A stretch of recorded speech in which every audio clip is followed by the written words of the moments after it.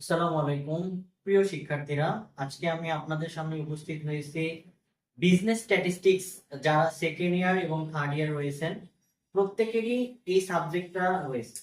তো এই সাবজেক্টের আজকে আমরা মেজার অফ ডিসপারশন এই চ্যাপ্টারটা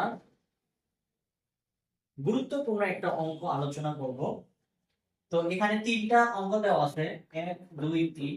এই তিনটা অঙ্ক কিভাবে করা যায়, সূত্রগুলো কেমন হবে, এই বিষয়গুলো নিয়ে আজকে আমি আপনাদের সঙ্গে কথা বলি। তো অবশ্যই ধৈর্য ধরে একটু ক্লাসগুলো দেখবেন, ভিডিওটা শেয়ার করবেন এবং কমেন্ট করে জানাবেন ক্লাসটা কেমন লেগেছে। তো আসুন আমরা ক্লাসটা শুরু করে দিই। তো এখানে দেখেন 1 নম্বর অঙ্ক বলছে 5 student obtain the mark in statistics। 5 জন ছাত্রছাত্রী অর্জন, obtain মানে অর্জন, the mark স্ট্যাটিস্টিকটা অর্জন করেছে 20 35 25 30 15 number. Find the range and coefficient range. আমাদের দুইটা প্রশ্ন করা হয়েছে, ফাইন্ড বের করতে হবে, রেঞ্জ বের করতে হবে, কোএফিশিয়েন্ট রেঞ্জ। এটা আমাদের একটা অঙ্ক। তো আমরা আগে প্রথম অঙ্কটা সলভ করি, এরপরে দ্বিতীয় তৃতীয় অঙ্কটাও সলভ করব। প্রথম অঙ্কটা আমরা সলভ করছি। তো আমাদের রেঞ্জ এবং কোএফিশিয়েন্ট রেঞ্জ যেহেতু বের করতে বলেছে, তো আমরা 1 নম্বর আনসার করছি। তাহলে আমাদের জানতে হবে রেঞ্জ এবং কোএফিশিয়েন্ট রেঞ্জের সূত্র। তো আমরা এখানে প্রথমে রেঞ্জের সূত্রটা লিখব, যে ক্যালকুলেশন অফ রেঞ্জ। রেঞ্জকে আর দ্বারা প্রকাশ করা হয়, আমরা লিখতে পারি উই নো রেঞ্জ সমান highest value minus lowest value. অর্থাৎ এই তথ্যগুলোর মধ্যে সর্বোচ্চ মান কত, সর্বনিম্ন মান কত, সেটা বাদ দিলে আমাদের রেঞ্জ হয়ে যাবে।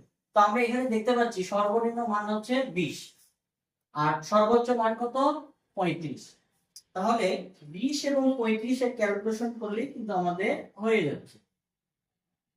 তাহলে কত হবে 15, সেটাই आंसर। দেখুন কত সহজে এগুলো বের করা যায়, এগুলো কিন্তু আমাদের পরীক্ষায় আসে এবং এটা কিন্তু একটা বোর্ড কোশ্চেন। 2011 সাল থেকে শুরু করে একাধিকবার এই প্রশ্নগুলো এসেছে। ন্যাশনাল ইউনিভার্সিটিতে এডিউ এবং যারা 7 কলেজে পড়ছেন 2011 সাল থেকে একাধিকবার এই অঙ্কটা এসেছে, একাধিকবার এই অঙ্কটা। 7 কলেজ এবং ন্যাশনাল ইউনিভার্সিটি প্রত্যেকটা পরীক্ষায় এই অঙ্কটা এসেছে। সুতরাং এই অঙ্কটা অনেক গুরুত্বপূর্ণ এবং অনেক সহজ। তার একটা আপনারা দেখতেই পেলেন যে কিভাবে রেঞ্জটা করতে হবে। তো এরপর আমরা চলে যাচ্ছি কোএফিশিয়েন্ট রেঞ্জ। তাহলে কোএফিশিয়েন্ট রেঞ্জটা আমরা এই দিকে একটু আসি, যেহেতু জায়গার স্পেসটা এদিকে কম তাই এই পার্টে চলে আসবে। তাহলে এখানে এখন আমরা দ্বিতীয় অপশন করব কোএফিশিয়েন্ট রেঞ্জ। তো আমরা লিখি ক্যালকুলেশন অফ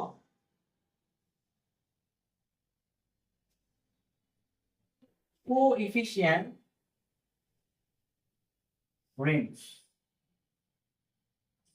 কোএফিশিয়েন্ট রেঞ্জকে সংক্ষেপে সিআর বলা হয়। তাহলে আমরা লিখতে পারি উই নো সিআর,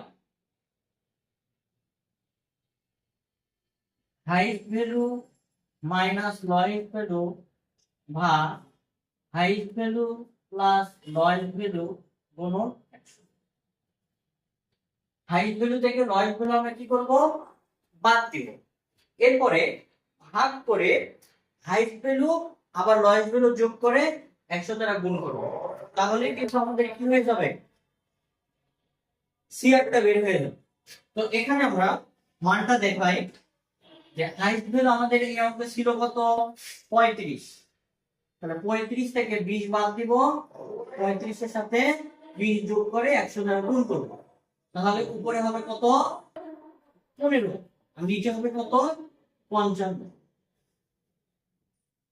এটা দ্বারা ভাগ করে যে রেজাল্ট হবে ওই রেজাল্টটা আমরা একটু পার্সেন্টেজে দেখাবো, তাহলেই কিন্তু আমাদের হয়ে যাবে।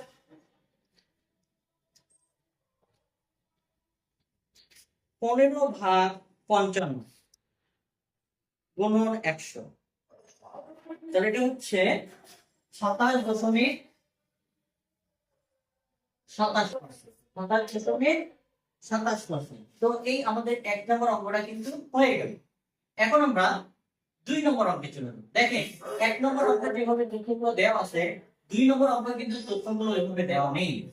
মানটা কিন্তু একটু চেঞ্জ হয়েছে, কিন্তু সূত্রটা কিন্তু চেঞ্জ হবে না, সূত্র সেম থাকবে। ঠিক আছে? তো আমরা এই 1 নম্বর অঙ্কের বদলে 2 নম্বর অঙ্কটা শিখব। দেখেন 2 নম্বর অঙ্কে সেম একই, আমরা শুধু এখানে নাম্বারটা চেঞ্জ করে দিব। এখানে হচ্ছে আমাদের 2 নম্বরটা। এই 2 নম্বর অঙ্কটা আমরা এখন সমাধান করব। একই ভাবে এখানে রেঞ্জ বের করতে বলেছেন, কোএফিশিয়েন্ট রেঞ্জ বের করতে। এখানেও তাই তাই বের করতে হবে। তো এখানে দেখেন অনেক ইনফরমেশন দেওয়া আছে, এই যে মার্ক আর স্টুডেন্ট, এইভাবে যদি মানটা দেওয়া থাকে তাহলে উপরের মানগুলো কাউন্ট করে আমরা রেঞ্জের এবং কোএফিশিয়েন্ট রেঞ্জের সূত্রটা অ্যাপ্লাই করব। তো এখানে দেখেন সর্বোচ্চ মান হচ্ছে 20, সর্বোচ্চ মান 80 আর সর্বনিম্ন হচ্ছে 20। তাহলে এখানে যদি আমরা এইভাবে লিখি calculation of range, we know range সমান হাই ভ্যালু থেকে লো ভ্যালু বাদ দেই, তাহলে আমাদের কি দাও দেখুন। তাহলে হাই ভ্যালু আমাদের কত আছে 80, লো ভ্যালু 20, উত্তরটা কত 60। এটাই আনসার। অনুরূপভাবে এটা যদি আমরা কোএফিশিয়েন্ট রেঞ্জ করতে যাই, সূত্র একই হবে, হাইট ভ্যালু থেকে লয়ের ভ্যালু বাদ, হাইট ভ্যালুর সাথে লয়ের ভ্যালু যোগ করে 100 দ্বারা গুণ। তো এখানে আমরা মানটা শুধু চেঞ্জ করে দেই, দিয়ে আমরা এখানে ক্যালকুলেশন করে দেখাও কত হয়। তাহলে এখানে হাইট ভ্যালু হচ্ছে 80, লয়ের ভ্যালু 20, এটার সাথে যোগ করে তাহলে কত হচ্ছে 60, 100। তাহলে 60 কে 100 দ্বারা আপনি ক্যালকুলেশন করুন, 60 ভাগ 100 গুণন 100, তাহলে হচ্ছে 60%। তাহলে এই মানটা আমাদের হবে 2 নম্বর অঙ্কে, মানটা হবে 60%। তো এইভাবে কিন্তু আমরা 2 নম্বর অঙ্কটা খুব সহজেই কিন্তু করে ফেলছি। এরপরে আমরা 1 এবং 2 করার পরে দেখলাম 3 নম্বর অঙ্কটা আমাদের রেঞ্জই করতে হবে, কোএফিশিয়েন্ট রেঞ্জ এখানেও করতে হবে। তবে 1 নম্বর এবং 2 নম্বর অঙ্কে যে ডাটাগুলো অর্থাৎ তথ্যগুলো ছিল, 3 নম্বর অঙ্ক কিন্তু তথ্যটা একটু ভিন্নভাবে দিয়েছে। তো এই ভিন্নভাবে দিলে আমরা কিভাবে করব এখন আমরা সেটা শিখব। তো এখানে আমরা দেখতে পাচ্ছি সাইজের একটা ব্যবধান দেখতে পাচ্ছি, 5 থেকে 10, 10 থেকে 15, 15 থেকে 20, 20 থেকে 25, 25 থেকে 30। তো এইরকম ভাবে হাইফেন দেওয়া কোনো মান যদি থাকে তাহলে সেটাকে আমরা মনে মনে কি ক্লাসের মান হিসেবে ধরে নেব। আর নিচে দেওয়া আছে ফ্রিকোয়েন্সি, তো ফ্রিকোয়েন্সি ক্লাস এবং ফ্রিকোয়েন্সি পাশাপাশি থাকে সবসময়। তাহলে আমরা এখানে নিচে দেখতে পাচ্ছি এই মানগুলো যেগুলো দেওয়া আছে সেগুলো কার মান, এগুলো হচ্ছে আমাদের ফ্রিকোয়েন্সির মান। তো এখন ক্লাস থাকলে সূত্রটা সামান্য একটু চেঞ্জ হবে, বাকি সব ফর্মুলা গুলো একই, আগে যেরকম বিয়োগ করেছি সেভাবেই করব, যেভাবে যোগ করেছি ওইভাবেই করব, যেভাবে ভাগ করেছি সেভাবেই করব। ক্লাস থাকলে সূত্রটা একটু চেঞ্জ হবে, সেই চেঞ্জটা কি হবে সেটা এখন আপনাদের দেখাও। দেখো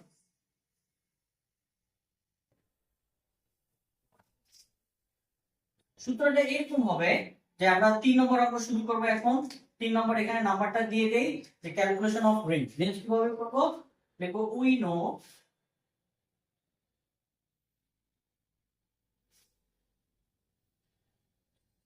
রেঞ্জ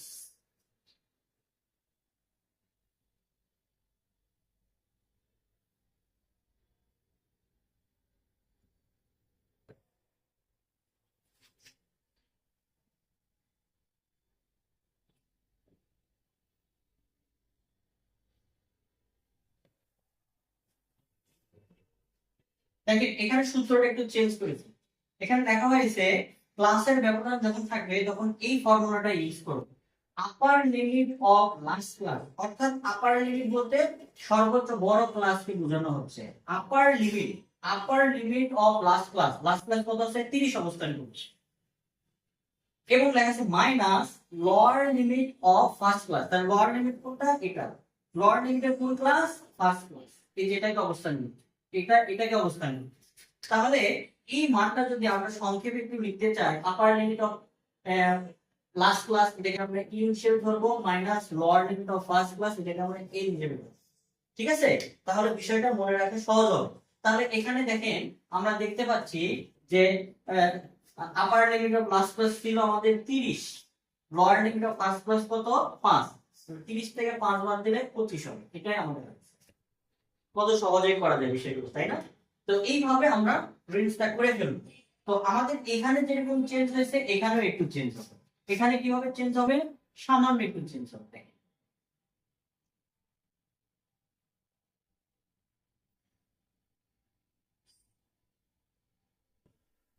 সামান্য একটু চেঞ্জ হবে। চেঞ্জটা কি হবে? এখানে যেরকম ইউএল লিখেছি এখানেও সেম একই ক্লাস করব, যে ইউ মাইনাস এল অর্থাৎ upper limit of last class lower limit of first class, আর এখানে যোগ করে দিব। তাহলে এখানে কত হচ্ছে? 30 মাইনাস 5, 30 প্লাস 5, তাহলে এখানে হচ্ছে 25, এখানে হচ্ছে 35। তাহলে 25 ভাগ 35 করলে আমাদের যে মানটা বের হবে সে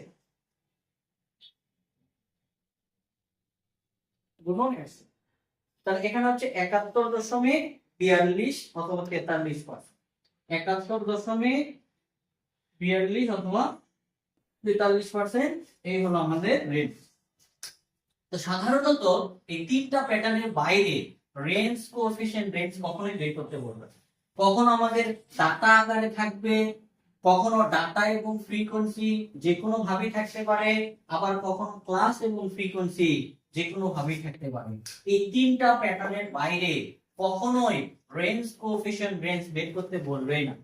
তো আজকের ক্লাসটা কেমন লাগলো অবশ্যই কমেন্ট করে জানাবেন, ভিডিওটি শেয়ার করবেন। আজকে এই পর্যন্তই, দেখা হবে অন্য কোনো ক্লাসে। সবাই ভালো থাকবেন, সুস্থ থাকবেন। আল্লাহ।